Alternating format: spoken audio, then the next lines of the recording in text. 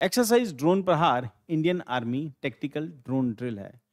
तो ये अभी रिसेंट ईयर्स में हम लोगों ने देखा है कि वॉर की स्ट्रेटजी चेंज हो गई। अभी ड्रोन्स का रोल बहुत इंपॉर्टेंट रहा। हम लोगों ने आर्मेनिया और अज़रबैजान की वॉर में देखा, फिर उसके बाद इंडिया पाकिस्तान की वॉर में रिसेंटली देखा कि ड्रोन्स का रोल बहुत इफेक्टिव हो गया। और उसमें हम लोगों ने स्वान ड्रोन एक टर्म तब डिस्कस किया था, या फिर तब उस टाइम पे चल रही थी। तो स्वाम ड्रोन का क्या रोल है वो बहुत इंपॉर्टेंट है।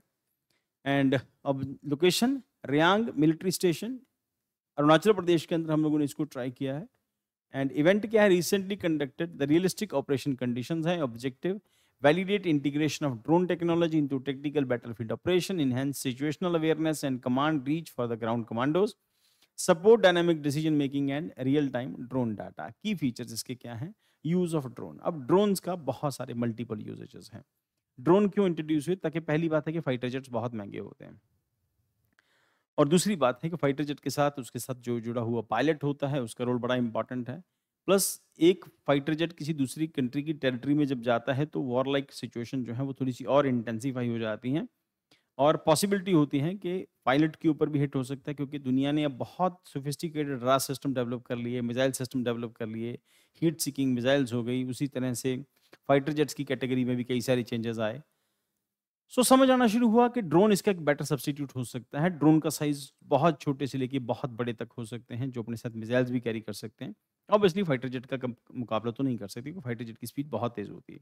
पर ये इतनी हाइट पे होते हैं कि पकड़े नहीं जा सकते। फ़ोटो खींचते हैं, बम गिराते हैं। देयर आर मल्टीपल फीचर्स, जैसे हम लोगों ने प्रीवियस क्लास में डिस्कस किया था कि इंडिया ने ड्रोन से मिसाइल फायर करने का अभी टेस्ट करके देखा है, तो वो टेस्ट सक्सेसफुल रहा। सो अभी तो यूज़ ऑफ ड्रोन्स इंटेलिजेंस में काम आएँगे, सर्वेलांस एंड रिकॉन्सिनेंस के अंदर sensor of shooter coordination, sensor to shooter coordination, precision targeting है, जहाँ हिट करना वहीं पर हिट करेंगे। And layered surveillance system tested boosted real time data flow in the field units. तब जैसे ये है, इस तरह के कई सारी ड्रोन्स की कई सारी कैटेगरीज हैं, छोटे ड्रोन से लेके बहुत बड़े ड्रोन्स तक।